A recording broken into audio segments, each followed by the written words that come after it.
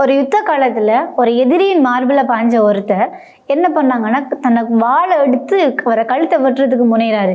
அந்த டைம்ல முன்னுக்கு இருந்த அந்த நபர், அதாவது தாக்குதலுக்கு உள்ளாகிற அந்த நபர் என்ன பண்ணாண்டா எச்சில உமிழ்ந்து முன்னுக்கு அந்த மனிதர் மேல் துப்புறாரு. துப்பின உடனே அந்த வாழை ஓங்கின அந்த மனிதர் என்ன சொல்றாருன்னா, நீ போ, நான் உன்னை மன்னிச்சிட்டேன் அப்படின்னு. அப்ப அந்த தாக்குதலுக்குள்ளான மனிதருக்கு ஒரே ஆச்சரியம். என்னடா இவர் என்னை வெட்ட வந்துட்டு, அதுவும் யுத்த காலத்துல என்னை வெட்ட வந்துட்டு இப்படி சொல்றாங்களே அப்படின்னு. அவர் எழுந்து நின்று கேட்காரு, ஏன் என்ன நீங்க வெட்டல, உமிழ் நீர் உங்கள் மேல துப்பினதாலையா அப்படின்னு சொல்லி கேட்காரு. அதுக்கு அந்த மனிதர் பதில் சொல்றாரு என்னன்னா, நான் உன்னை வெட்ட வந்தேன், கடவுள் என்ற பேர்ல ஜிஹாதுக்காக வெட்ட வந்தேன். நீ எப்போ என் மீது உமிழ்ந்து துப்பினாயோ அது இப்போ எனக்கு கோபத்தை தந்துச்சு.